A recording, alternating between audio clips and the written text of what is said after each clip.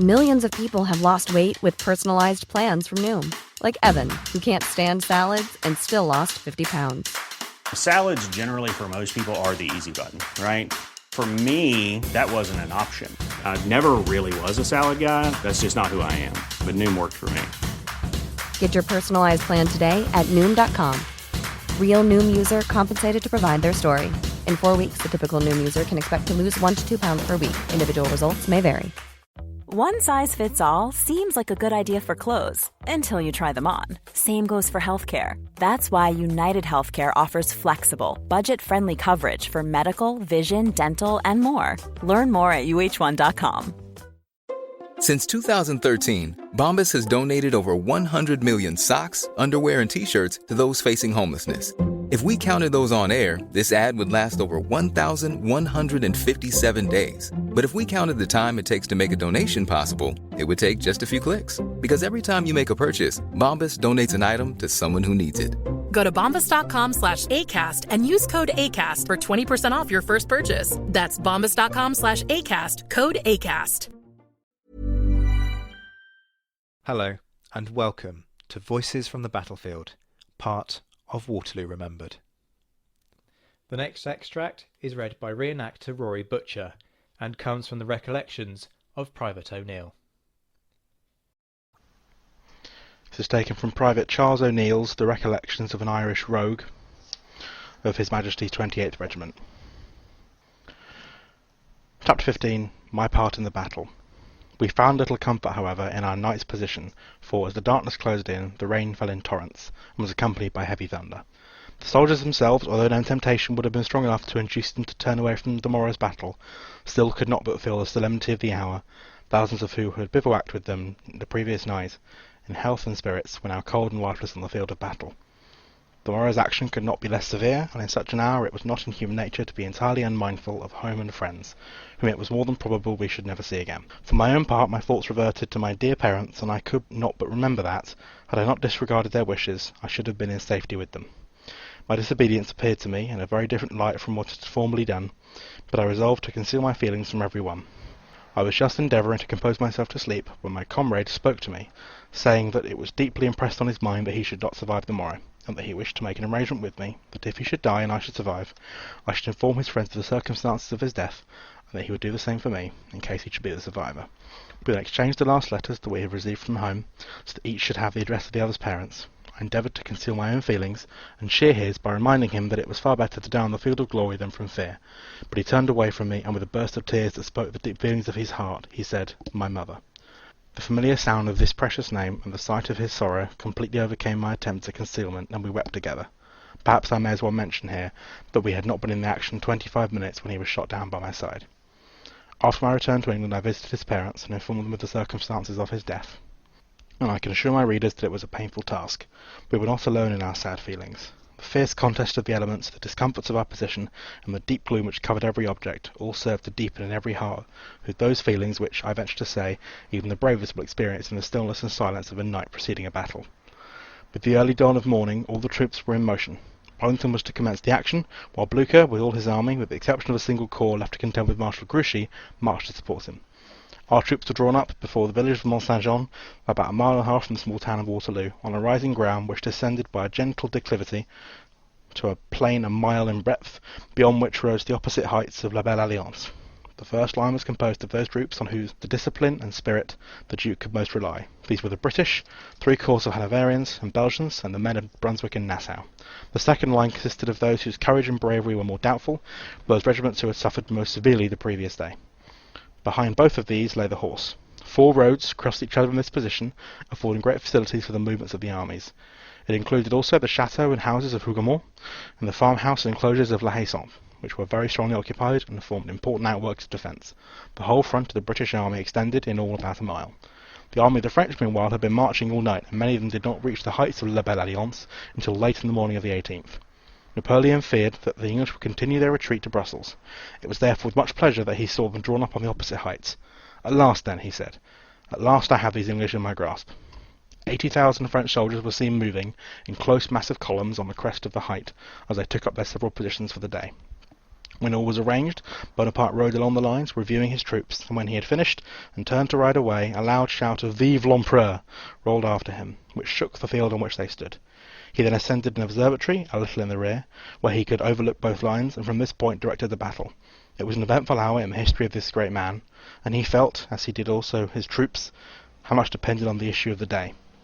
Victory alone would give the courage necessary to send out reinforcements from a country where scarcely any were left but old men and youth. Defeat would be decisive of the Emperor's fate. These thoughts unnerved the heart of the French, and they fought with unexampled impetuosity. About 10 o'clock the action was commenced by an attack upon the gardens and wood of Hougomont. They were particularly anxious to gain this post, as it commanded a large part of the British position. It was furiously and incessantly assailed by the French, and was gallantly defended by the English under General Byng. The French pushed up to the very walls of the chateau and thrust their bayonets through the door, but the Coldstream Guards held the courtyard with invincible obstinacy, and the enemy were at length compelled to retire, leaving 1,400 men in the little orchard beside the walls, where it does not seem so many could be laid. Every tree in the wood was pierced with balls, their branches broken and destroyed, and the chateau itself set on fire by the shells. Travellers inform us that the strokes which proved so fatal to human life have not affected the trees, for though the whole still remain, their verdure is as beautiful as ever. Beneath those trees and in the forsaken garden, flowers continue to bloom. The rose trees and the vines, crushed and torn in the struggle, have flowered in new beauty, and offer a strong contrast to the piles of bones, broken swords, and shattered helmets that lay scattered among them. When Napoleon saw that he had failed in taking Hougomont, he strengthened his attack upon the main lines. Most of the British had been drawn up in squares, not like solid, but several files deep, arid, arranged like the squares on a chessboard, so that if any of the enemy's cavalry should push between divisions, they could be attacked in the rear as well as in front. When, therefore, the French artillery opened upon them, and whole ranks were mowed down, the chasms were instantly filled, not a foot of ground lost. But such was the impetuosity of the French onset that the light troops drawn up in front of these squares were driven in, and the cavalry, which should have supported them, fled on every side. The Brunswick infantry now opened their fire upon the French cavalry, with a coolness and intrepidity that made dreadful gaps in their squadrons, and strewed the ground with men and horses that were advancing to the charge. But the courage of the French did not desert them. Their artillery played at the distance of 150 yards on the British squares with dreadful execution. Their object was to push back the right wing of the British and establish themselves on the Nivelles road. But the courage of their opponents rendered these efforts unavailing, and the struggle here at length subsided, to rage with greater fury in other parts of the field. A strong body of French infantry advanced, without firing a shot, to the position occupied by Sir Thomas Picton and Kempt. They had gained the heights when Sir Thomas, forming his division to a solid square, advanced to the charge with such an effect that after firing one volley the French retreated. That volley, however, proved fatal to our brave commander. A musket ball struck him in the temple, and he expired without a struggle. After his fall, it was ascertained that he had been wounded on the 16th, but had carefully concealed it from everyone but his servant. His wound, for want of social assistance, had assumed a very serious aspect. Again the French pressed on, and attacking the Highland division, drove them back in great disorder. But the brigade of heavy cavalry now came to their assistance, and again the assailants fell back. A column, 2,000 strong, bore down upon the 92nd Regiment, which immediately formed itself into a line, and charging on the foe, broke their centre. The French were now reinforced by their cavalry, and the British by the brigade of heavy dragoons. A contest then ensued which has hardly a parallel in modern warfare. The determined valour of the British, however, conquered, and the French retired behind their infantry. Charles O'Neill was, I believe, something of a rarity. As a private soldier, we can assume that maybe he lacked education, or at least interest in affairs of military theory. But in the preface to his memoirs he made clear that whilst he may be simply one of the rank and file, an actor and participator in the scenes, he endeavoured to tell, and I quote, a true knowledge of the evils and miseries of war. Throughout his work he contrasted the great men, Wellington and Napoleon, with his own experience and that of his comrades. To me, as a student of history for several years now with plans for more, his book is a goldmine. A man with a deep understanding of the context in which he found himself, but a determination to not let that take precedence over his own story. He regularly quoted from Napoleon's speeches, and provided the reader with plenty of detail of the bigger picture. But he began his chapter on Waterloo not with a description of an army in the rain, but by telling us that throughout the rain he spoke to his friend who feared for his death. This human story set amongst the great amount of carnage is one which stands out.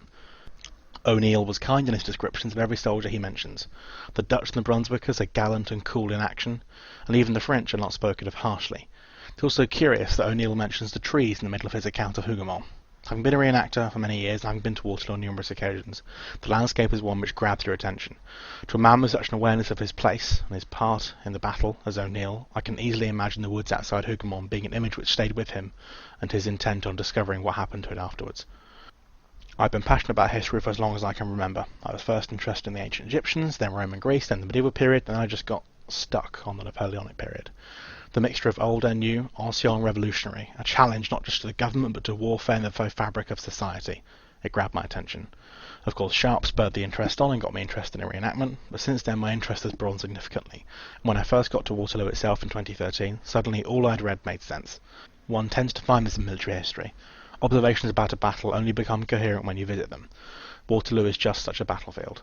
The mythos of this victory over the Corsicanoga all fades away when you actually walk upon its ground.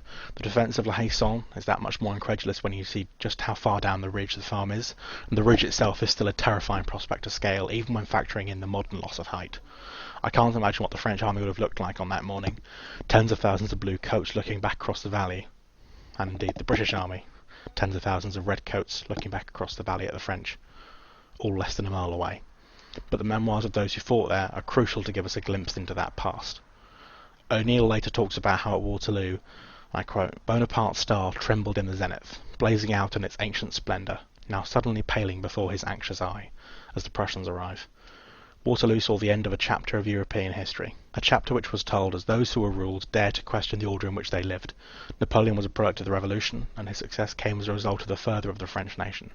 The men who populated his armies during his premiership believed in him, and Waterloo therefore not only represents a new era in European history and politics, but the death of a dream. And its legacy is that we remember it, over 2 centuries later. O'Neill writes that the charge of the old guard will be pointed to by remotest generations with a shudder. 200 years later, I think he was right. That was the Napoleonic reenactor Rory Butcher reading the recollections of Private O'Neill. And you can follow Rory on Twitter at @RMB_history. Stay tuned to the Napoleon Assist, where more instalments of the Voices from the Battlefield series will be released throughout the day.